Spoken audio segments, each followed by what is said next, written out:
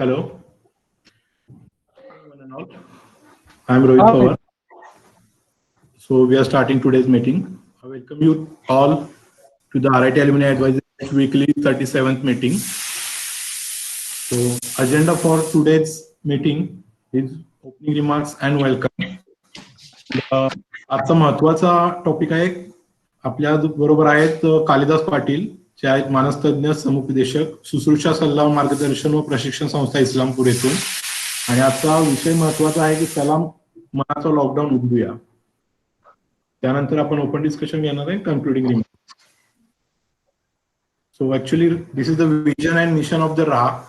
So our main vision is to build a active alumni network and run sustainable and high value programs to help alumni students and institutions. So basically, RAH is working to provide the benefits to alumni to grow the alumni network. Also, RAH is working to give the benefits to the students and in the form of mentoring activities, job opportunities, internship, and guidance in overseas studies. Also, RAH members are actively participating in institute curriculum formulation, also guest lectures. So we are present on LinkedIn, WhatsApp, Facebook, Telegram, and YouTube. These are our community platforms. Then impact of the alumni enrollment in the RAH. So till today, we have organized 37 meetings. We have organized 11 webinars, 10 job opportunities have been provided. Mentoring sessions have been conducted by active RAH task force members. Under business network forum, the business leads generated are about 9.5 crores. And right now, the active project of RAH Business Innovation is the e-bicycle project. That e-bicycle prototype is ready and trials are in progress at Istanbul. Only.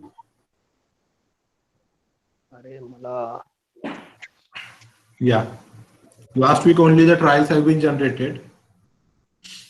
And overseas higher studies sessions also have been conducted. So, Mr. Gaurav Somowanshi, who is the globally acknowledged block, conducted one webinar workshop online for the students of the RIT. And the second phase, he is going to conduct a workshop at the college, and which is on the hands-on coding and implementation of the advanced blockchain. So we will let you know the next dates and schedule of that workshop. In the last week, our task force member subnets have conducted a session, mentoring session for the mentor and mentee.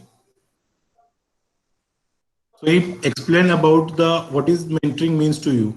So he explained in the nice way that mentoring means to motivate, how to guide students, guidelines about the achieving goals, help to the mentor, self-improvement, develop. So these are some parameters on which he just guided what is mentoring means to you.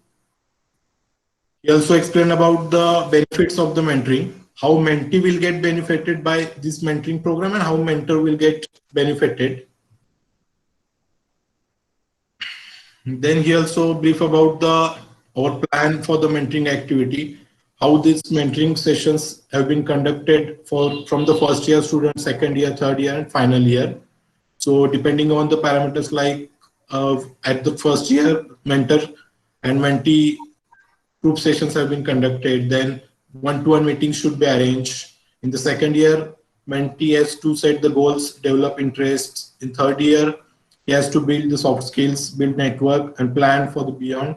And in the last year, mentors can help to build the resume, can help to improve the interview skills, and mentor should help mentee in the job opportunities and PG applications.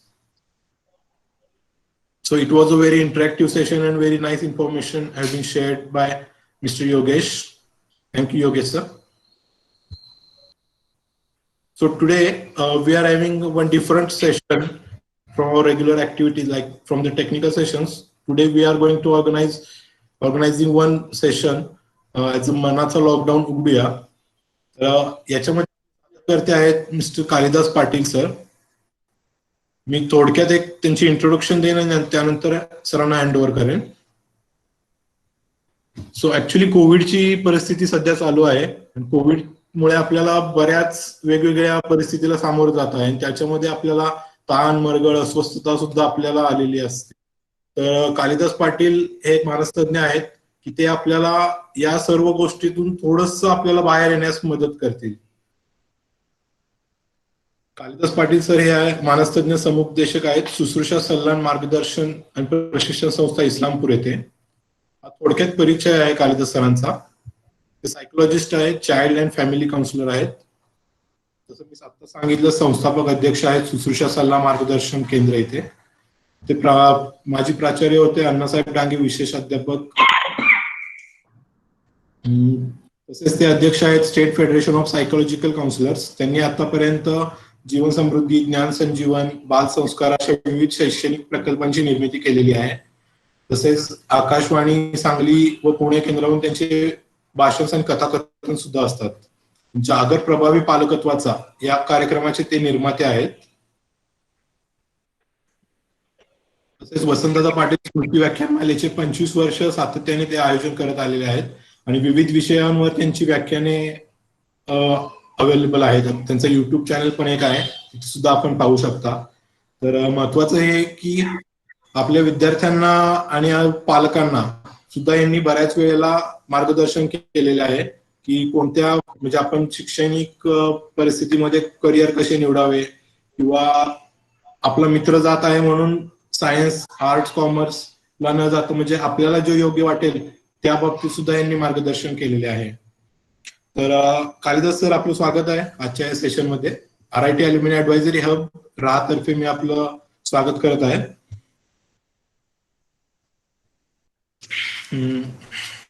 आपण start करू शकता. Okay, धन्यवाद. Thank you. नमस्कार. मला सर्वांच्या मध्ये सहभागी आपण करून घेतलं त्याच्याबद्दल.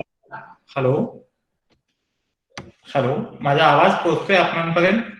आवाज पोहोचतोय सर, फक्त कॅमेरा थोडासा वरती घ्या.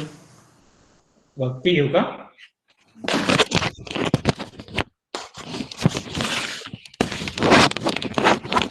एक मिनिट.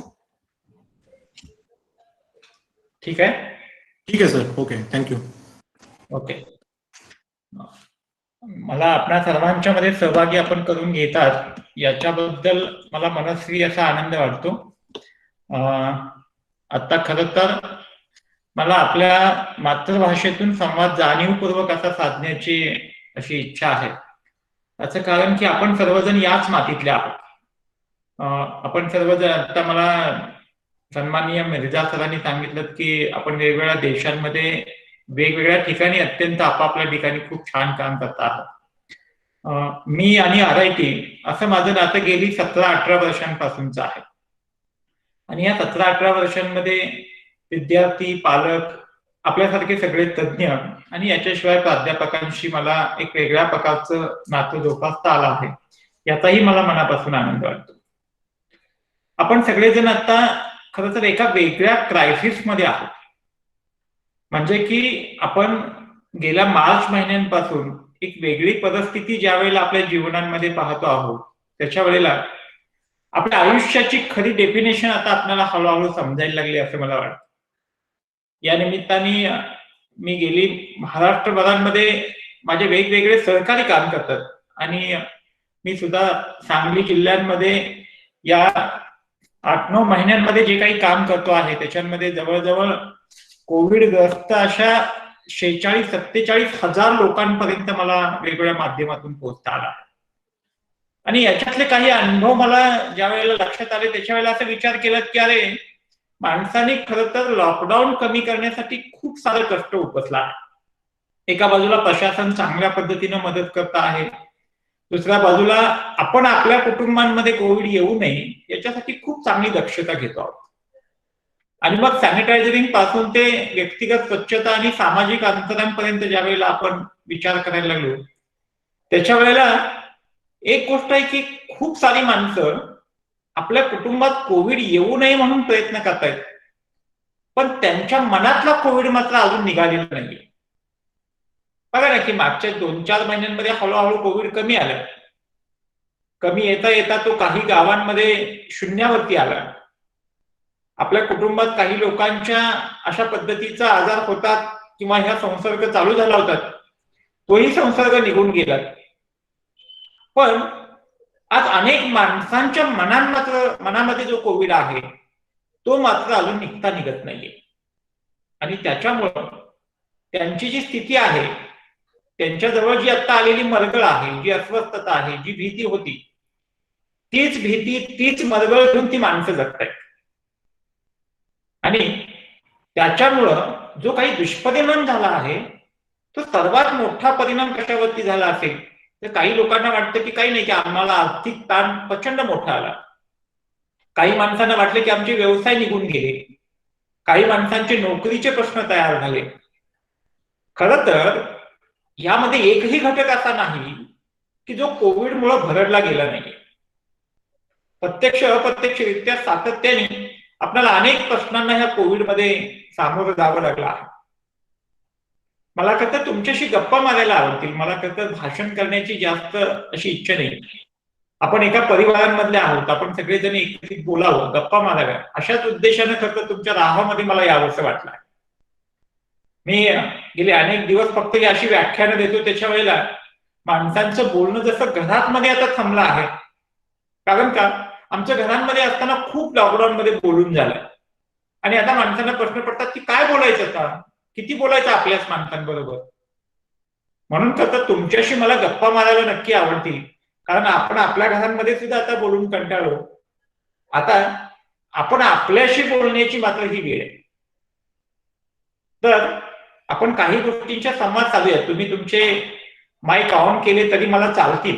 आपण सगळेजण सुजाण आहोत, त्याच्यामुळे तुमच्या कुटुंबातल्या इतर व्यक्तींचा आपल्याला व्यत्यय नक्कीच येणार नाहीये. आपण आता बोलूयात, गप्पा मारूयात. तुम्हाला काय वाटतं की सर्वात मोठा परिणाम कशावरती झाला असेल या कोविडचा? आपण हात वर करून बोलला तरी चालेल. सगळ्यांनी आपले स्पीकर आणखीन कॅमेरे ऑन केले तर चालतील.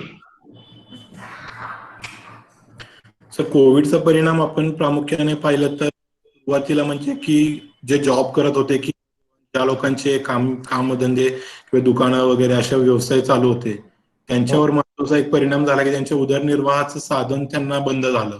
जे लॉकडाऊन झाला हा सुरुवात पहिल्यांदा मोठा धक्का होता सर्वसामान्यांसाठी.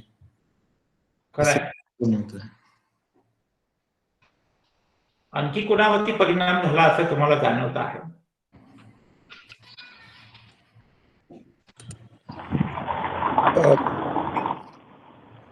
दिस इज योगेश. आय थिंक रोहितने जे आता सांगितलं ना की नोकरीवर असा परिणाम झाला आणि ती 100% खरी गोष्ट आहे.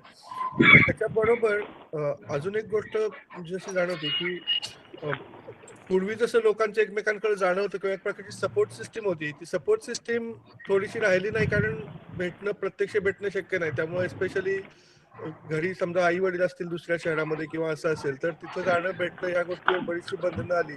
त्यामुळे ती सपोर्ट सिस्टीम जी आहे ती सपोर्ट सिस्टीम थोडीशी म्हणजे त्याच्यावर खूप परिणाम झाला असं मला वाटतं. अगदी खरं आहे. ही सपोर्टिव्ह सिस्टीम थांबली गेली आहे. हेडफोन नेहमी लावलेलं ना. हा पवार. हा सुरेश पवार सर, आपण बोलत आहात काही?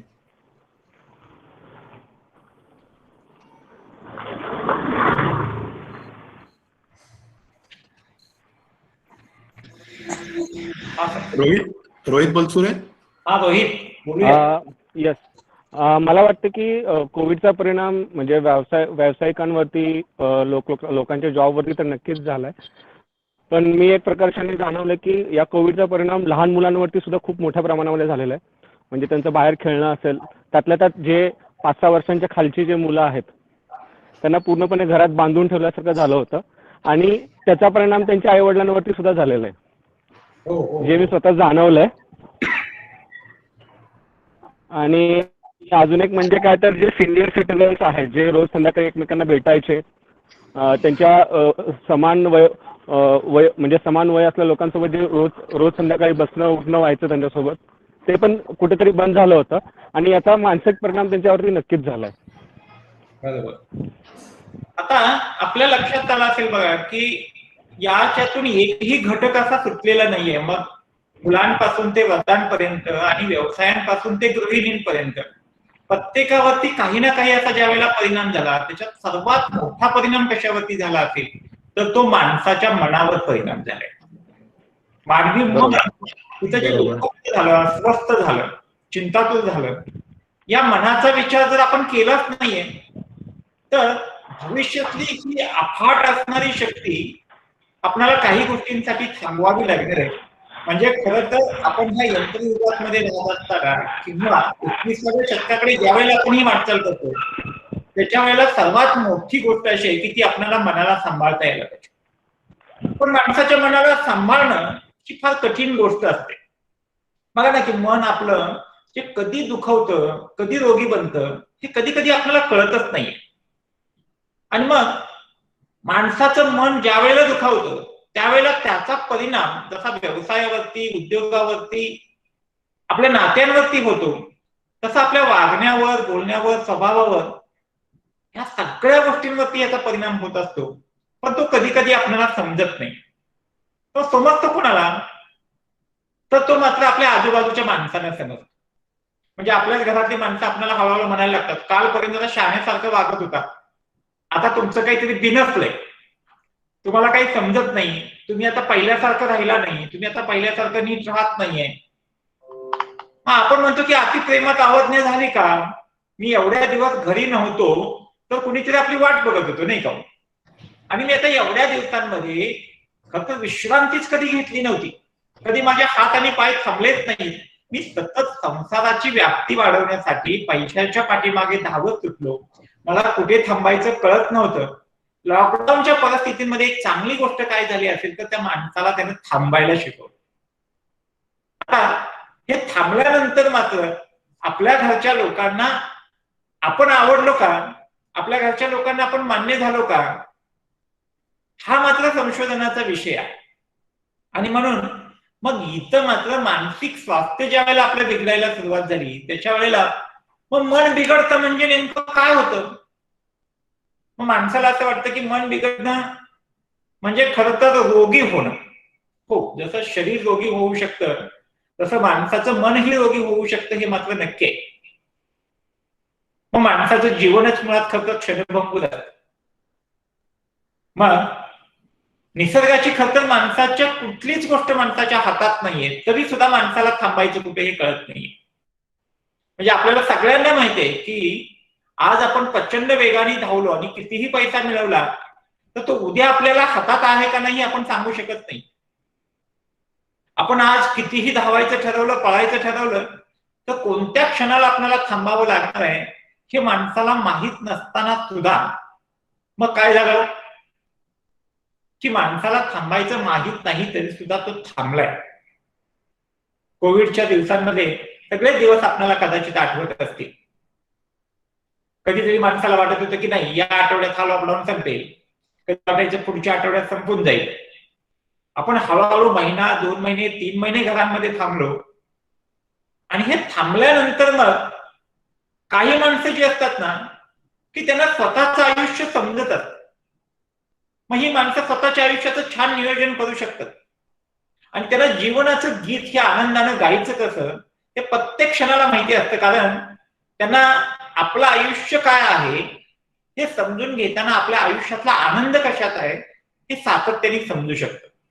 आणि मग त्या माणसांच्या कुटुंबांमध्ये धुसफूस झाली नाहीये, त्या माणसांच्या घरात कुठलीच कटकट झाली नाहीये. ती माणसं खूप प्रेमाने, आनंदाने, सहजपणाने घरांमध्ये राहत होती. आणि काही माणसांना मात्र आपलं जीवन अवघडल्यासारखं झालं. म्हणजे वर्क फ्रॉम होम असं ज्या वेळेला आपण म्हणतोय त्याच्या वेळेला घरात बसूनही आपण तेच काम करतोय आणि ऑफिसमध्ये असताना तेच काम करतो. पण काही माणसांना पूर्वी घरात राहावशी अशी एक ओढ होती आणि आता त्याच माणसांना काय झालं, कधी एकदा ऑफिसमध्ये जातोय अशी उत्सुकता लागून राहील. तर हे जीवनाचं गीत गाताना काही माणसं जी होती ती मात्र आता त्या आपत्तीतून आजही बाहेर पडलेली नाहीये. म्हणून एका बाजूला लॉकडाऊन अनेक ठिकाणचा संपला, तर नवा येणार का नाही हे आपण सांगू शकत नाहीये. माणसांच्या पोटांमध्ये काही माणसांची आताच भीती पण चालू झाली, अरे बापरे, म्हणजे आता पहिल्यासारखंच पुन्हा तेच का. काही माणसं चिडचिड करायला लागली, काही माणसं घरच्यांच्या वरती राग काढायला लागली. म्हणजे ज्या वेळेला पेपरमध्ये कुठेतरी बातमी यायला लागली, टीव्हीला कुणीतरी म्हणायला लागलं, मुख्यमंत्र्यांनी सांगितलं सावधान, आमच्या घरात पण चालू झालं सावधान. मग आमच्या कुटुंबांमध्ये ज्यावेळेला आपण सावधगिरी बाळगायला लागलो, तर काही माणसांचं असं होतं की त्या त्रासदायक घटना ज्या असतात ना, त्या त्यांच्या मनातनं हलतच नाहीये. मग दिवसातून एकदा तरी ही माणसं आठवण काढून बोलतात, नाही हो, काय होईल हो आता. टीव्हीत बातमी बघितली तरी त्यांना वाटतं की नव्हे, आता पुन्हा लॉकडाऊन पडलं तर काय करायचं.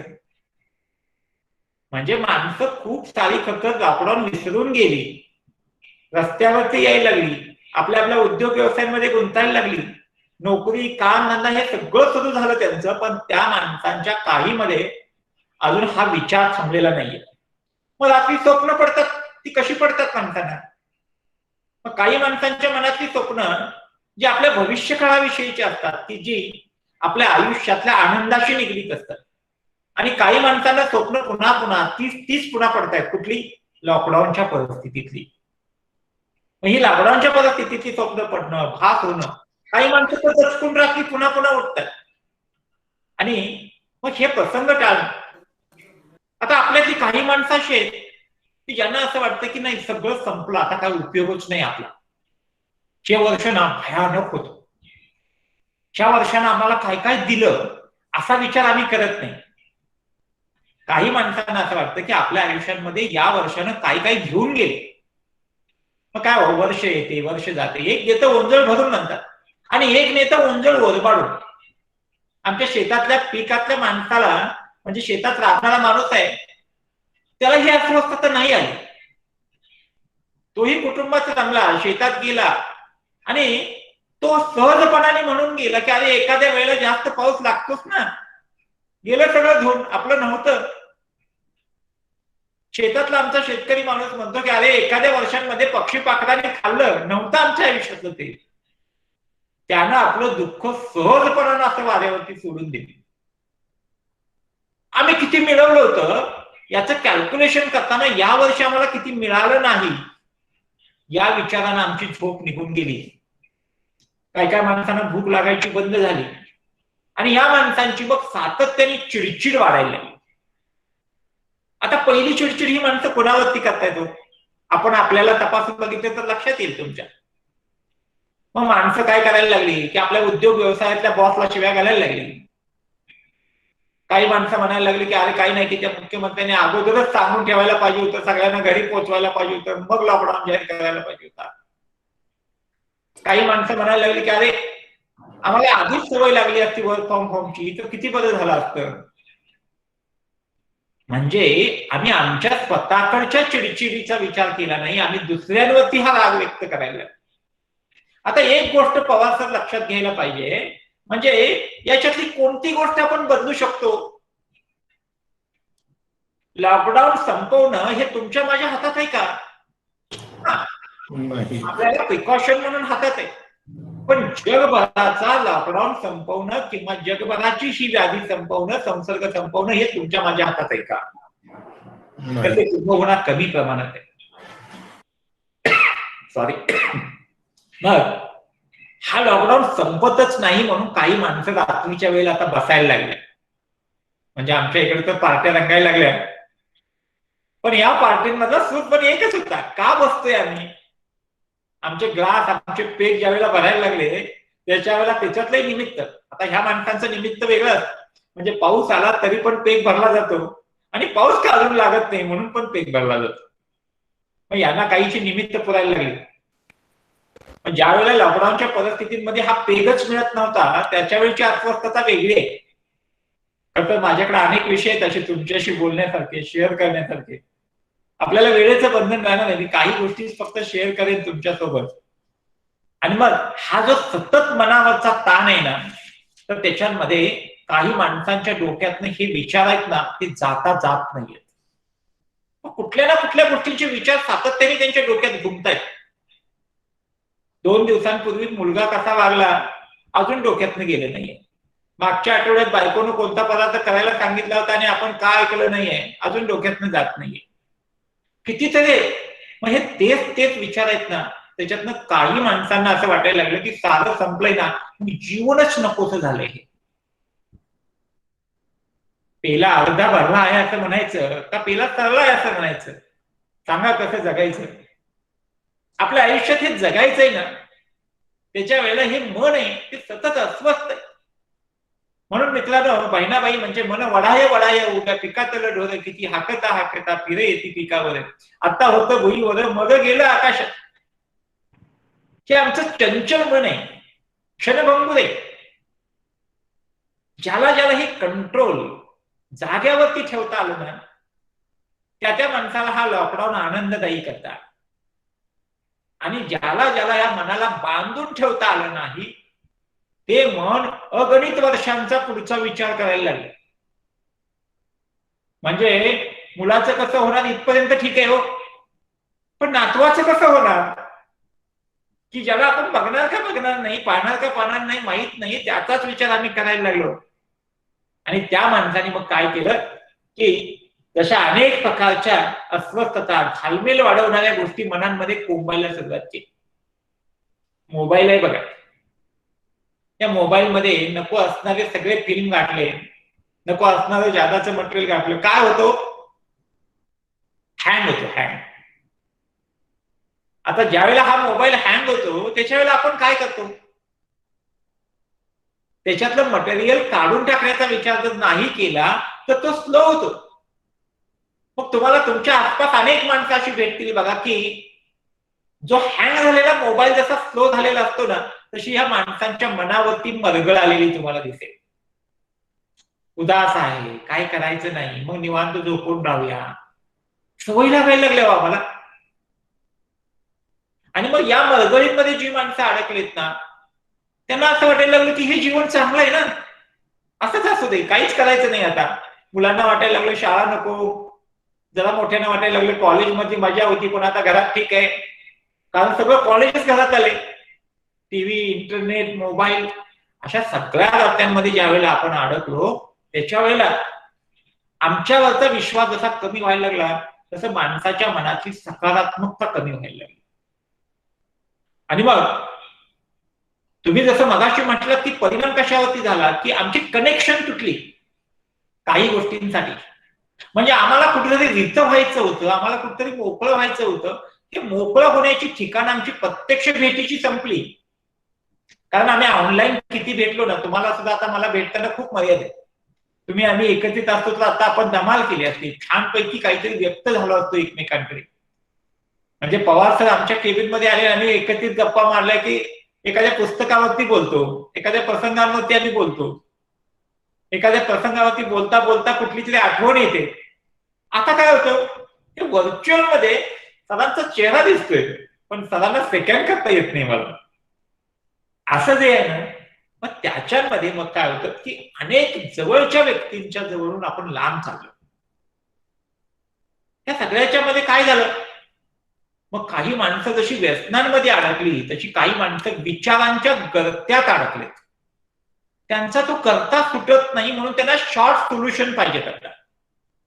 मग काही माणसं काय करायला लागली हो, शॉर्ट सोल्युशनच्या नादाखाली ते पेग जसे भरतात तशी काही मुलं आता नव्याने स्मोकिंग करायला लागली. वेगवेगळ्या व्यसनांचा आधार घेता घेता काही मुलं आता ही मनाची घालमेल ज्या वेळेला संपवत नाही त्यांना, त्याच्या वेळेला काही मुलांच्या मध्ये असं झालं की जुनी प्रेयसी होती तिच्या शोधांमध्ये जाताना आता त्यांच्या लक्षात आलं की अरे ती प्रेयसी होती ना आपली, ती आपल्या नोकरीवर प्रेम करत होती. ती प्रेयसी होती आपली, ती आपल्या कुठल्या तरी टपरीवरच्या चहावरती सुद्धा फिदा होती. तशी ती व्हर्च्युअल मध्ये आपल्या जवळ नाहीये.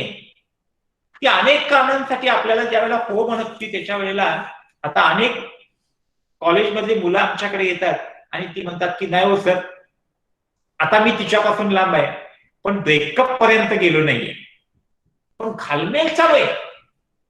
ब्रेकअप होईल की काय. घरांमधली ही अस्वस्थताच आहे लहानांपासून पुढे जाताना.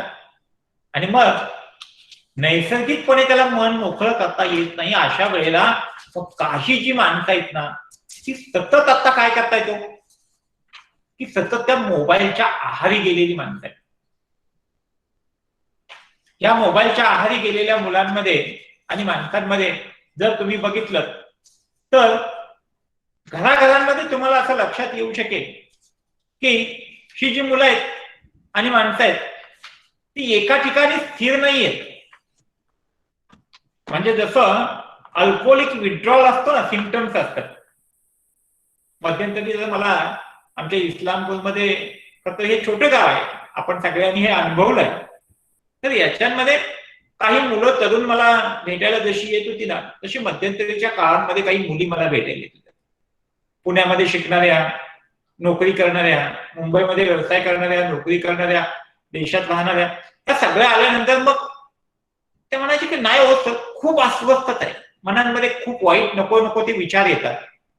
जगावं का मरावं हा प्रश्न पडतो कधी कधी. मग मी म्हणायचे अरे तुझ्या आई बाबांनी तुला इतकं छान शिकवलं, इतकी सुंदर नोकरी आहे, ऑनलाईन पण काम करते, पैसे मिळवते. एक मुलगी मला म्हणाली की अहो नाही मला हे सगळं खरं वाटतंय पण सर मी ज्यावेळेला मुंबई पुण्यात होते त्याच्यावेळी स्वातंत्र्याचं जग अनुभवत होते.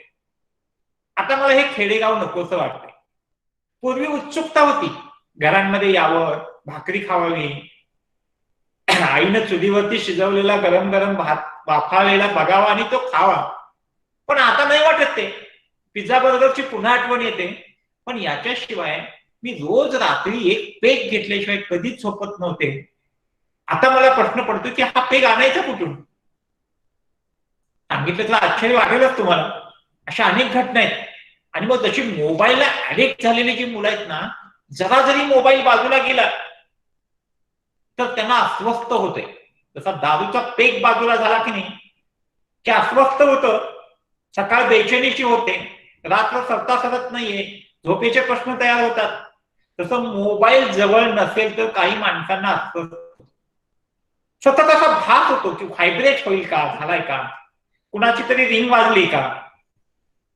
आणि मग काही माणसं बघा ना की रात्री झोपेतनं उठली की पहिल्यांदा काय बघतात, शेजारी कोण झोपलंय बघत नाहीये, मोबाईल कुठे बघतात.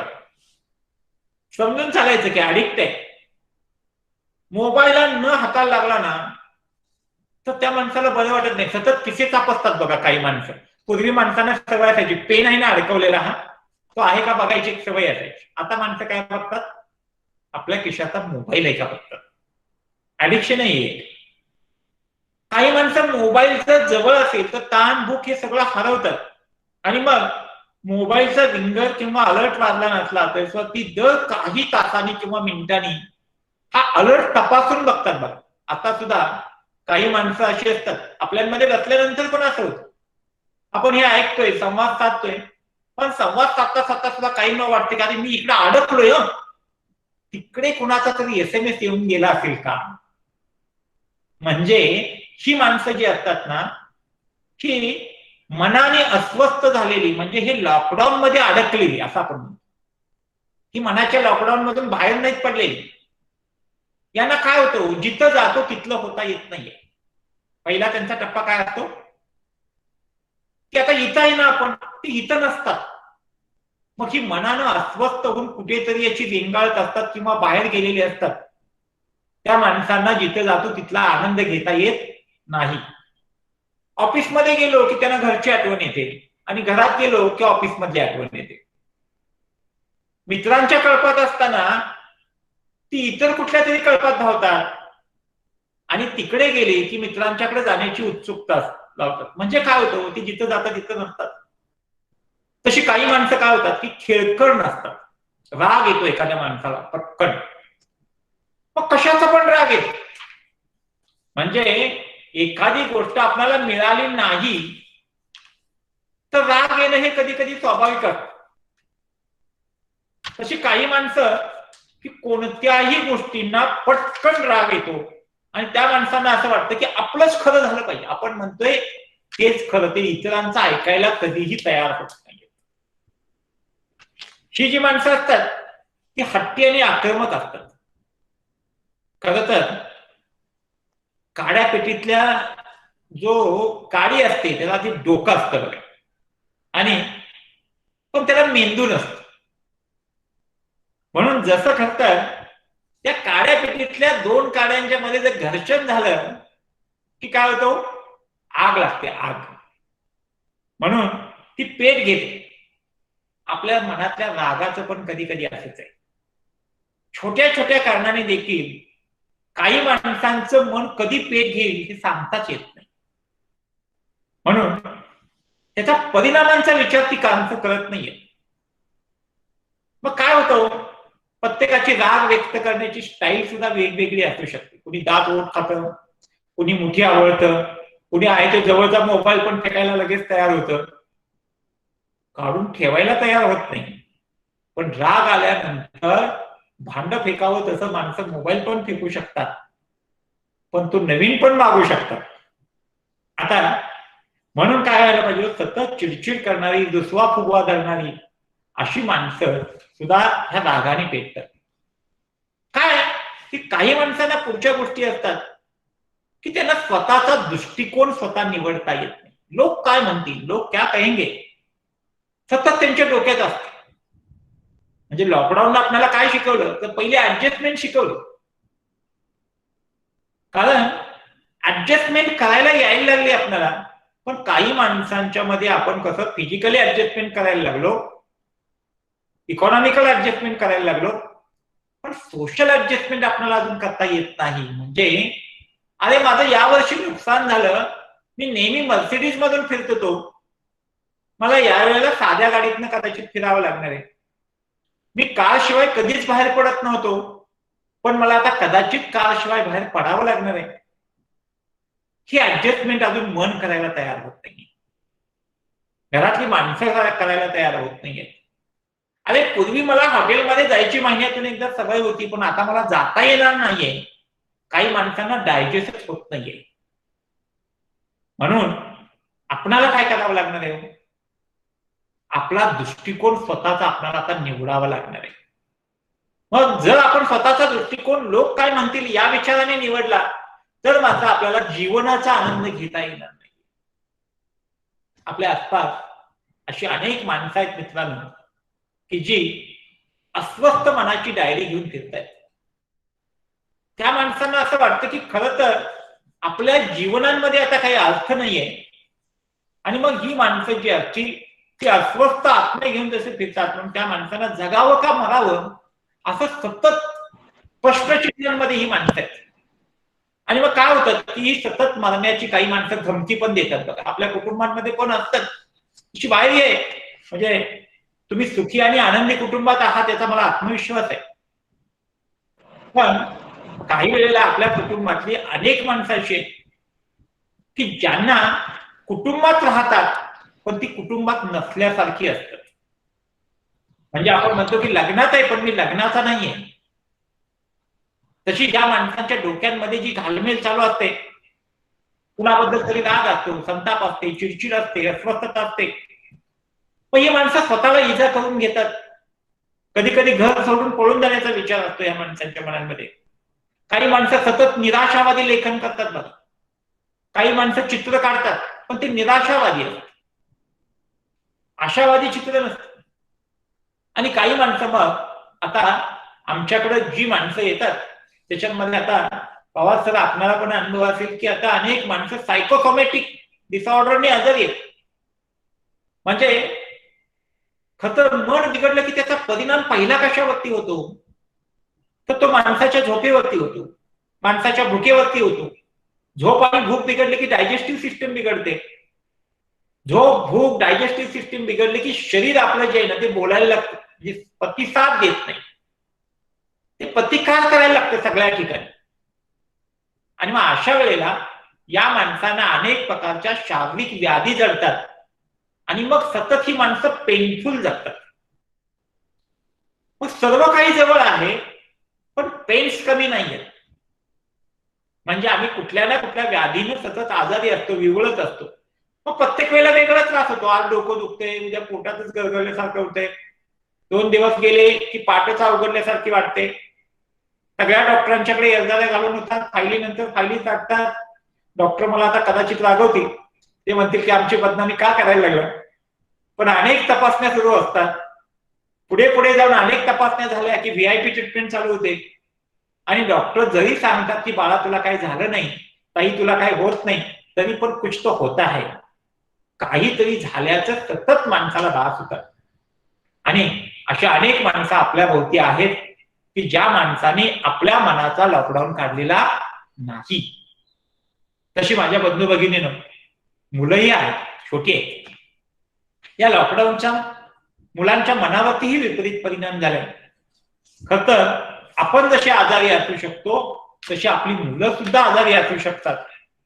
तसं म्हणून खरं तर या याच्यामध्ये मुलांपासून वृद्धांपर्यंतच्या अनेक मुलांचे प्रॉब्लेम्स आहेत की जसं वयात आलेली मुलं आहेत तशी छोटी मुलं पण आहेत. वयात आलेल्या मुलांना तसा नकार पचवता येत नाही, सहनशक्ती कमी होते, सतत चिंताग्रस्त राहतात ही मुलं, दुःखी वाटतात, तशी वारंवार चिडचिड करतात. तसं एकटं राहणं आणि आवडीच्या गोष्टींपासून दूर होणं, एकाग्रता, आठवण, ज्याला स्मरणशक्ती म्हणतो, विचारशक्ती, करिअरमध्ये गोंधळ, असे कितीतरी विचार घेऊन ही मुलं जगतात. तर एक 2 मिनिट संपवतो. तर अशा सगळ्यांच्या मध्ये जी खरं मुलं माणसं आहेत यांना आपल्याला खरं समजून घेण्याची अशी गरज आहे. तुमच्या समोर मला हा विचार खूप शॉर्टपणे मांडावा लागतोय. त्याचं कारण की प्रत्येक माणसाचा गोंधळ वेगळा असू शकतो, प्रत्येक मुलांची माणसाची मनस्थिती वेगळी असू शकते, प्रत्येक कुटुंबाची एक मानसिकता असू शकते, तसा एक दृष्टिकोन पण असू शकतो. माझ्या मित्रमैत्रिणीनं आपणाला ज्या वेळेला त्या राहाच्या निमित्ताने एकत्रित यायचंय त्याच्या वेळेला मी म्हणेन की खरं आपण स्वतःच्या पायाकडे बघणारी माणसं नाहीये, आपण आपल्या बरोबर इतरांचं दुःख जाणणारी अशी माणसं आहोत. मी आपल्याला विनंती एवढीच करेन की जरा आता आपण आपल्या पलीकडच्या माणसांकडे बघूया. तुम्हाला जर अशी पलीकडची माणसं बघितली तुम्ही तर तुमच्या लक्षात येईल की खरं आपलं आयुष्य खूप भरभरून जाण्यासाठी, पण जीवनाचा प्रत्येक क्षण आपल्याला खरं हसत खेळत जावा, आपलं आयुष्य खूप आनंदी आणि सफल असावं असं वाटतं. त्याच्यासाठी आपल्या मनातले अपराधी भाव कमी व्हायला पाहिजेत. भूतकाळ आणि भविष्यकाळ याबद्दलचा खरं तर जो अंदाज आहे तो आपल्या मनाने न लावता सभोवतालच्या परिस्थितीचा विचार करून आपल्याला लावता यायला पाहिजे. आणि मग निरापराधपणे निरागसपणे ज्या वेळेला ह्या परिस्थितीला आपण सामोरे जाणार आहोत त्याच्या वेळेला आपल्या मनातली जी खळबळ आहे, आपल्या मनातला द्वेष आहे, आपल्या मनातला मत्सर आहे, आपल्या मनातला राग आहे, या सगळ्या ज्या भावना आहेत की ज्या नकार तयार करतायत या भावनांना आपल्याला आता खतपाणी घालून चालणार नाहीये. आपल्याला नव्या उमेदीने जर आपलं आयुष्य जगायचं असेल तर आपल्या बरोबर आपल्या सभोवताली असणाऱ्या माणसांना पण आपल्याला जाणून घेता यायला पाहिजे. म्हणून मी तुम्हाला विनंती करेन की आपल्याला मैत्री तर करायची माहिती आहे, पण आपल्याला मनोमैत्री करता येऊ शकेल का, की जेणेकरून आपल्याला एखाद्या मित्राला सहभागी करून घेताना, समजून घेताना एखादा मित्र तुम्हाला असा भेटेल की तो वास्तव परिस्थितीचा स्वीकार करू शकत नाही. एखादा मित्र असा भेटू शकेल की तो खरं स्वतःच्या वेदना त्याला स्वतःला समजत नाही आणि तो सतत कुणाला तरी वेदना निर्माण करण्याची इच्छा व्यक्त करतोय. मग कुटुंबातल्या लोकांचा द्वेष करेल, पती पत्नीचा अंतर त्याला कमी करता येत नाहीये. म्हणजे की अशी कितीतरी माणसं या लॉकडाऊन मध्ये आम्हाला भेटली की ती मेड फॉर इच अदर म्हणून पूर्वी जगत होती, एक दुजे के लिए म्हणून जगत होती, पण या लॉकडाऊनच्या परिस्थितीमध्ये ती एकमेकाचा द्वेष करायला लागली, एकमेकांबद्दल तिरस्कार करायला लागली आणि आपल्याच माणसाला ती माणसं नाकारायला लागली. काही माणसं तुम्हाला भेटतील की सतत चिंतातूर आहेत, कुठल्या ना कुठल्या काळजीत आहेत. ही अस्वस्थ माणसं जी आहेत त्यांच्या भरकटलेल्या मनाला आपल्याला सावरता येईल का याचा आपण कधीतरी विचार करूयात. काही माणसं तुम्हाला भेटतील ती नकारात्मक विचारांची साखळी तुटत नाही त्यांची. ते प्रत्येक ठिकाणी आपलं आयुष्य संपल्याच्या भूमिकेतून जगतात. त्यांना आपल्या कुटुंबातल्या आनंदातही सहभागी होता येत नाही आणि कुणाला आधारही देता येत नाही. तर त्यांची मरगळ कमी करण्यासाठी आपणाला त्यांना व्यसनांपासून दूर नेता येईल का याचा विचार आपण करायला हवा. म्हणून अनेक माणसांना शॉर्ट गोल साठी झगडताना आपण बघतो. त्यांना त्याच्या आयुष्याचा एखादा लाभ मोठा गोल दाखवता येऊ शकेल का? कारण आपण ह्या लॉकडाऊनच्या परिस्थितीमध्ये आपल्या जीवनाची डेफिनेशन बदलली. उद्याचा विचार न करता आपण आजचा न करता आत्ताचा विचार करायला शिकलो आणि आपण म्हणालो की नाही, थोड्या वेळाचं माझं सांगता येत नाही, मग आपण काय करूयात, आपल्या आयुष्यातल्या आनंदाचा शोध आत्ता घेऊयात. आणि म्हणून यापुढे खरं आपणाला हा लॉकडाऊन समाजाचा कमी करताना आपल्या मनातला लॉकडाऊन ओळखायला शिकूया. आपलं मन विचारात घेऊया. आपल्या मनातल्या वेदना आपण स्वतःच जाणून घेऊया की जेणेकरून मनाचा लॉकडाऊन काढण्यासाठी आपल्याला इतरांचा हेल्पिंग हँड लागणार नाही, तर मी म्हणेन की स्वतःच आपण स्वतःचा हेल्पिंग हँड होऊया. यासाठी एक सुंदर प्रार्थना आहे खरं तर. म्हणजे या प्रार्थनेमध्ये एवढंच सांगितलं की जे टाळणे अशक्य दे शक्ती दे सहाया, जे शक्य साध्य आहे निर्धार दे कराया. जे टाळणे अशक्य दे शक्ती दे सहाया, जे शक्य साध्य आहे निर्धार दे कराया. मज काय शक्य आहे अशक्य काय. मज काय शक्य आहे अशक्य काय. माझे मला कळाया दे बुद्धी देवराया. माझे मला कळाया दे बुद्धी देवराया. जे मला शक्य आहे, सहज आहे, की जे मी साध्य करू शकतो, अशीच गोष्ट मला करण्याची खतर ईश्वराने काय करावी, शक्ती द्यावी. जे माझ्या हातात नाही, जे मी करू शकत नाही, ते करण्यासाठी व्यर्थ धडपड करण्यापेक्षा जे मी करू शकतो त्याच्यात मी अग्रेसर होऊ शकेल का याचा विचार करूया. म्हणून आपल्या मनाचा लॉकडाऊन काढण्यासाठी मागच्या अमंगल गोष्टी की ज्या वाईट होत्या त्या सगळ्या विसरून जाऊया. जी माझ्या आयुष्यातली अस्वस्थता आहे सगळी फेकून देऊया. मला माझ्या माणसांना जवळ करता येऊ शकेल का, मला माझ्या माणसांना समजून घेता येऊ शकेल का, आणि हे संपूर्ण करता करता मला ह्या विश्वाच्या दुःखात कुठेतरी खालीचा वाटा उचलून हे विश्वाचं दुःख कमी करण्यासाठी काय करता येऊ शकेल याचं चिंतन करूयात. मला तुम्हाला पुढे बोलायला नक्की आवडेल. खरं तर माणसाचं मन आणि मनातले विचार ही न थांबणारी गोष्ट आहे, ही अखंड सुरू राहणारी याची प्रक्रिया आहे. म्हणून तुमच्या मनातली घालमेल जर मला सांगावीशी वाटली तर मी नक्की ऐकेन आणि त्याच्यावरती आपल्याला काहीतरी नवा मार्ग शोधता येऊ शकेल. आज सांगता आली तर नक्कीच आण, नाही सांगता आली तर तुम्ही मला व्यक्तिगत कधीही 24/7 आमची हेल्पलाईनच आहे याविषयी काम करणारी. त्याच्यामुळं मी भारतभरातले रोज फोन अटेंड करतो, रात्री अपरात्री. तुम्हाला फक्त मला फोन करायची वेळच येऊ नये अशी मी ईश्वरचरणी प्रार्थना करतो. पण जर कधी माझा दरवाजा ठोठावलाच तर मी तुमच्यासाठी जागा आहे एवढं मात्र नक्की. Thank you very much.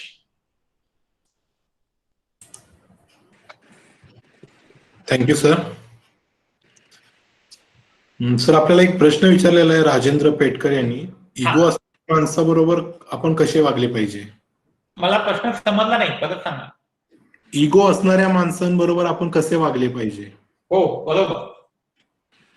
इगो असणारा म्हणजे काय की माणसाच्या खरं तर ह्या जगण्याच्या असणाऱ्या रीती आहेत किंवा पद्धती आहेत.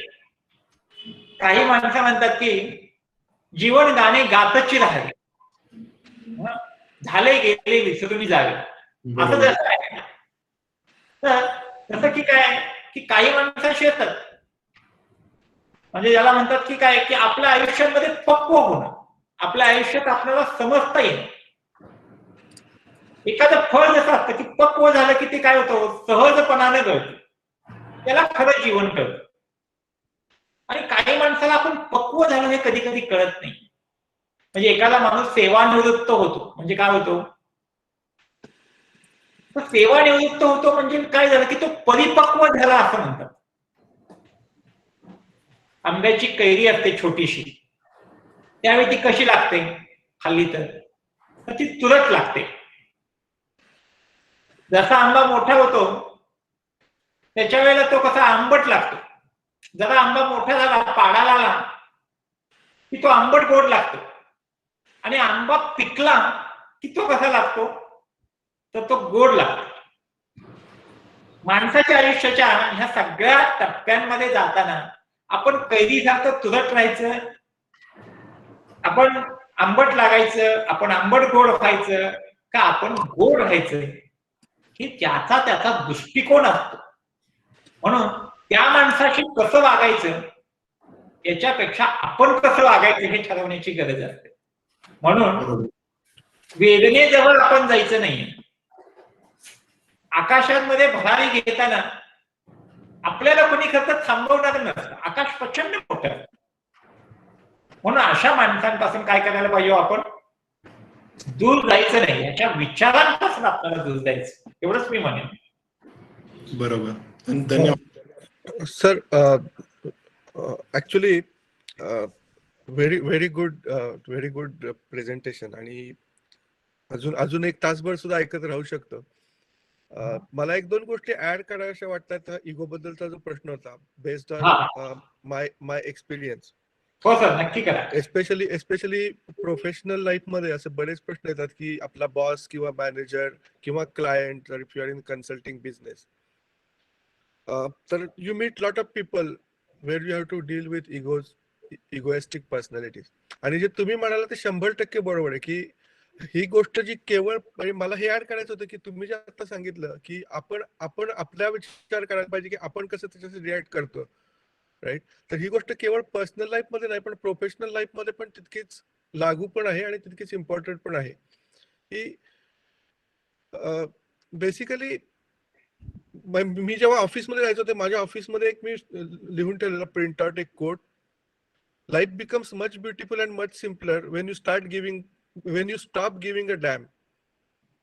जेव्हा आपण ह्या गोष्टी मनाला लावून द्यायचं सोडून देतो की दुसरे कसे रिॲक्ट करतात किंवा दुसरे कसे हे करतात, you think what you can do, how it is going to impact yourself.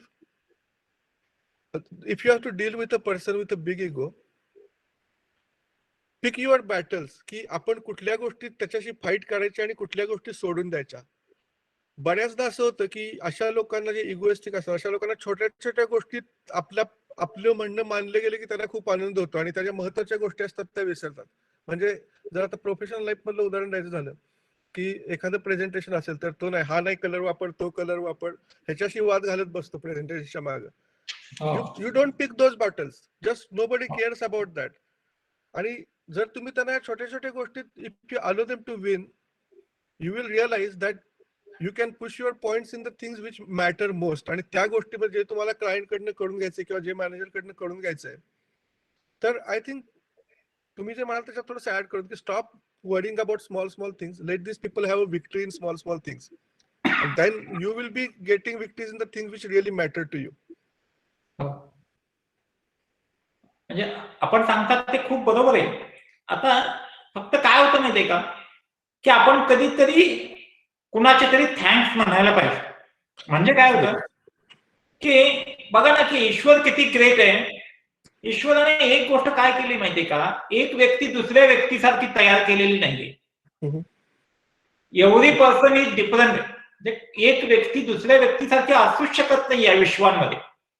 या जगांमध्ये एक एवढंच अद्भुत वैभव आहे, अद्भुत चमत्कार आहे हा सगळा. तसं दुसऱ्या व्यक्ती बघा, आपण दुसऱ्यांकडे ज्या वेळेला बघतोय ना त्याच्यावेळेस स्वतःकडे पण कधीतरी बघायला शिकलो पाहिजे आपण.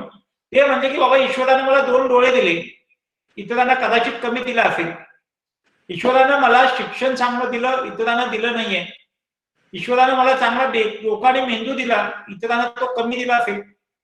आपण कंपॅरिझन कशात करायचं हे पण एकदा ठरवायला पाहिजे. Absolutely. आपण कंपॅरिझन बऱ्याचदा करतो आणि त्याचं गॉसिपिंग करतो. म्हणजे आपल्या इकडच्या चहा पिण्याच्या ठिकाणी आपल्या चर्चा कोणत्या असतात, तर त्या गॉसिपिंगच्या मध्ये निगेटिव्ह आस्पेक्टच्या खूप चर्चा असतात. कोण कसा वागतो याच्याबद्दलच्या असतात. पण मी असा छान वागलो असं कधी प्रेझेंटेशन करत नाही आपण. आणि माझ्या मनात सकाळी हा छान विचार आला होता, हे मी माझ्या मित्राला कधीतरी सांगू शकतो का? मला माझ्या बॉस बद्दल एक चांगला विचार आज मनामध्ये आला, असं कधी न सांगता आज बॉस चुकीचा कसा वागला याच्याबद्दलची चर्चा दिवसभर रंगू शकते. म्हणून ईद इगो सुपर इगो अशा नावाच्या ज्या संकल्पना फ्राईडने आमच्या सांगितल्या, त्याच्यामध्ये ईद जो असतो तो काय असतो की त्याचं वृत्ती ज्याची जी आहे ना ती खूप छोटी आहे, कारण तो आपल्याला हवी असणारी गोष्ट सतत मिळवण्याच्या भानगडीत असतो. इदम काय करतो की तो मिळवताना स्वतःचा स्टेटसचा सातत्याने विचार करतो. अहम तो असतो, तसा पराहम असतो की तो सर्वांचा विचार करतो आणि आपल्याला हवी असणारी गोष्ट मिळवतो. म्हणजे मला एक गोष्ट मिळाली ना, म्हणून ती लहानपणाची गोष्ट खूप छान असते की चिमणीच्या दाताने तोडून देणं म्हणतो आपण. आपल्या भावंडाला एक गोळी मिळाली, आपल्या बहिणीला एक गोळी मिळाली, तर ती गोळी तोडून देण्याची मजा आहे ना, ती जगात कुठे कुठे नाहीये. मी तुम्हाला वेळ आहे का बघा 2 मिनिटात एक गोष्ट सांगतो, मला आठवली म्हणून. सांगू का? चालेल का? हो हो चालेल सर, अवश्य. हा, एकदा काय झालं की एका यात्रेमध्ये 2 भावंड गेले आणि ते 2 भावंड, एक बहीण होती आणि एक भाऊ होता. भाऊ थोडासा लहान होता आणि बहीण थोडीशी त्याच्यापेक्षाही मोठी होती. आणि दोघे जण यात्रेत खेळायला जाता जाता एक ठिकाणी वाळूचा मोठा ढीग पडला होता, त्या ढिगात खेळायला लागले आणि आई वडील तोपर्यंत निघून गेले. हे दोघे जण बहीण भावंड होते, ते त्या वाळूच्या ढिगांमध्ये शिंपले गोळा करतात. त्या भावानं बरेच शिंपले गोळा केले आणि किशे भरले आणि ते यात्रेतनं सगळे निघायला लागले. तोपर्यंत पुढे गेलेली बहीण होती, ती जराशी मागं आली आणि त्या भावाला काय म्हणाली की दादा दादा, ती बाहुली बघ की कशी भारी आहे, ती बाहुली किती मस्त आहे. ते भाऊ लहान होत तरी पण त्या बहिणीला आपल्या म्हणाला की ही बाहुली तुला आवडली का? ती बहीण म्हणाली, हो दादे, मला ही बाहुली आवडली, पण मला घेता कशी येईल? ते तरी पण आगाऊ होत होता. ते म्हणत, तुला पाहिजे का? ती बहीण म्हणजे, मला पाहिजे पण माझ्याकडे पैसे नाही तर तुझ्याकडे पण पैसे नाही. ते म्हणलं, थांब जरा, मी तुला बाहुली घेऊन देतो. ते आपल्या बहिणीला अशी धरली, छोटी होती, ओढत घेऊन गेला. ती बाहुली दुकानात ज्या होती त्या दुकानदाराला म्हणाला, ही बाहुली केवढ्याची आहे? ते दुकानदार म्हणाला, पाहिजे का तुला? तर ही एवढ्याची आहे, तेवढ्याची आहे असं ते सांगायला लागले सगळे. त्याला ती बाहुली वरनं काढली आणि टेबलावरती ठेवली. त्याला किंमत सांगितली. ती किंमत सांगितल्याबरोबर त्या बहिणीला तो म्हणाला, ही बाहुली घेत जा, तुम्ही ह्यांना पैसे देऊन येत. ती बहीण बाहेर गेली, ह्याला पैसे कुठनं देणार आहे? त्याने ह्या खिशातले शिंपले जेवढे होते का नाही, त्यातले सगळे 10-12 शिंपले त्या टेबलावरती ठेवले. आता हा दुकानदार मात्र ग्रेट होता असं माझं मत आहे. त्या दुकानदाराने शिंपले मोजायला सुरुवात केली आणि त्यातले 4 शिंपले ठेवून घेतले आणि बाकीचे राहिलेले शिंपले सगळे देऊन टाकले. ते पोरगं पण भारी होतं, शिंपले राहिलेले घेतले, खिशात घेतले, बाहुली घेतली, निघून गेले. थोड्या वेळानंतर आतनं जो बाहुली विकणारा त्यातला कामगार होता, तो बाहेर आला, म्हणा, मालक तुमचं काय डोकं फिरलं का? अहो, ते पोरगं काय येतं, बाहुली काय घेतं, ते शिंपले समोर ठेवतंय, त्यातलं 4 शिंपले तुम्ही घेता, बाजूला ठेवता आणि शिंपलेला कुठं बाहुली येते रे? तुम्ही एक दिवशी दिवाळ काढणार.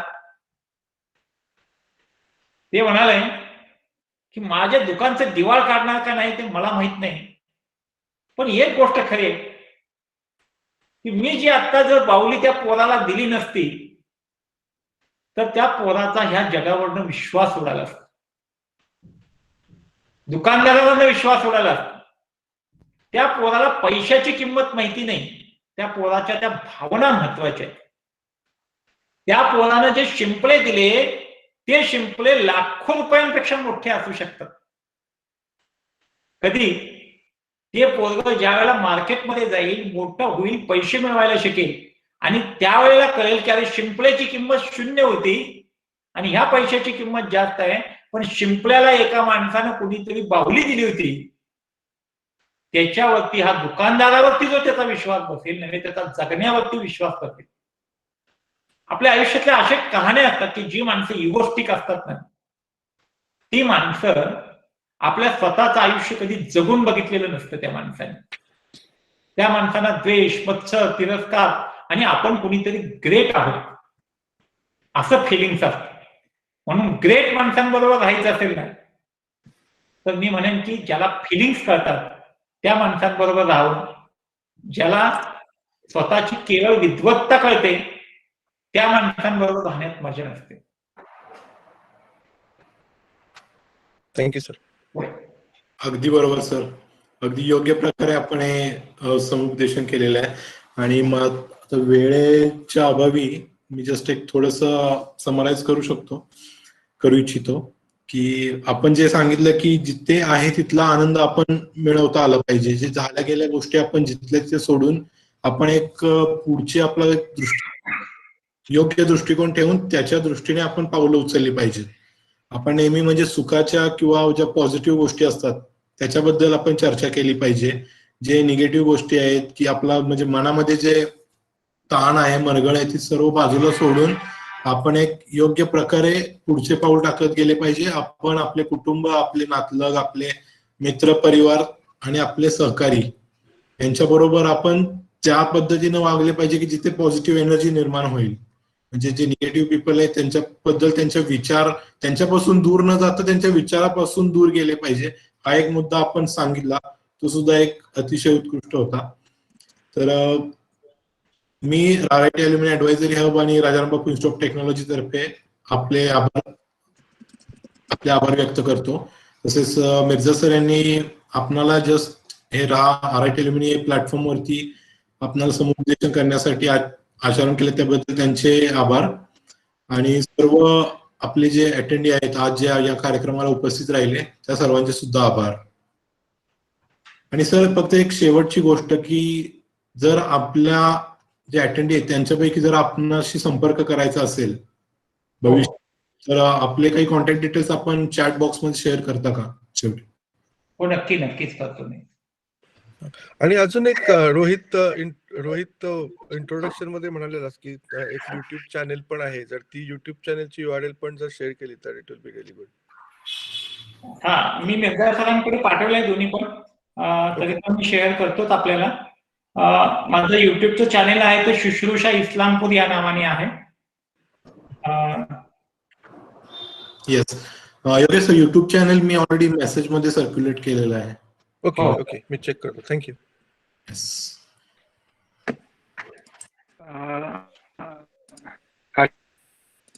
Patil sir, Yashwant Sawant sir. हो, नमस्ते सर. खरोखर गेली 4 वर्ष आपण कॉन्टॅक्ट मध्ये आहोतच, पण तो आजचा सेशन मध्ये त्याच्यावर एक मुकुटमणी सारखा आहे. आणि सध्या खरोखर ही गरज आहे. त्यासाठी वेळात वेळ काढून तुम्ही राहाच्या प्लॅटफॉर्मवरती आलात आणि RITशी आपले असलेले संबंध होण्यात आणखी म्हणजे फक्त मुलांच्यासाठी नाही तर मला वाटतं सर्वांच्यासाठी ही आवश्यकता आहे. आणि आपल्या ओघवत्या वाणीतून जे आपण सांगितलं आपणाला ऐकलेलं आहे, पण तू आज जसं योगेश म्हणला की अजून जरी तुम्ही बोलला अटेंड ऐकू शकू म्हणजे आपण बोलता सारख्या ठिकाणी आणि ऑल ओव्हर इंडियामध्ये आपण जे काम करताय आपल्या या भाविक कामासाठी आमच्या शुभेच्छा आहेतच. आपला प्रवास RITच्या विद्यार्थ्यांशी राहावा ही अपेक्षा. Thank you. Very much. Thank you.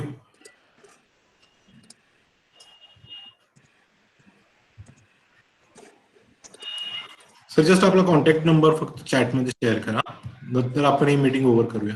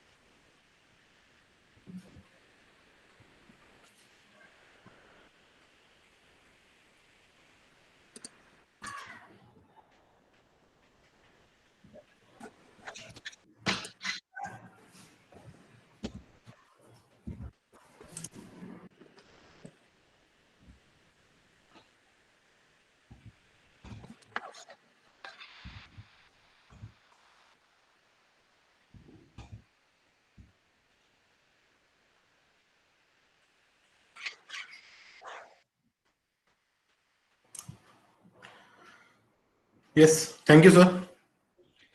Okay. आणि तुम्हाला कधीही भेटावं असं वाटलं तर तुम्ही ऑनलाईन पण भेटू शकाल. याच्यामध्ये तुम्ही गुगलवरती, युट्यूबवरती कुठेही गेलात आणि जर तुम्हाला डिप्रेशन, एन्झायटी किंवा अशासाठी हेल्पलाईन असं जरी म्हटलं तरी माझाच नंबर भारतामध्ये येतो पहिल्यांदा. चालेल, थँक्यू सर, नक्की. त्यामुळे तुम्ही कधीही ऑनलाईन भेटू शकाल, काहीच अडचण नाही हेल्पलाईनवरती. Yes, okay. मला तुम्हाला सर्वांना भेटून खूप आनंद वाटला. अजूनही काही गोष्टी तुम्हाला नक्कीच सांगायच्या आहेत. पुन्हा कधीतरी भेटलो प्रत्यक्ष तरी आपण बोलूयात. तुमच्या मुलांच्या विषयी, कुटुंबाविषयी काहीच अडचणी आल्या तर तुम्ही मला कधीही बोलवू शकाल. मला खरं तर माहित नव्हतं की सावंत सर आहे त्याच्यामध्ये आणि आपण सगळेजण पण आहात. तर तुम्ही या ठिकाणी मला सहन केल्याबद्दल मी मनापासून आपला ऋणी आहे. Thank you. Thank you. Thank you sir. Thank you.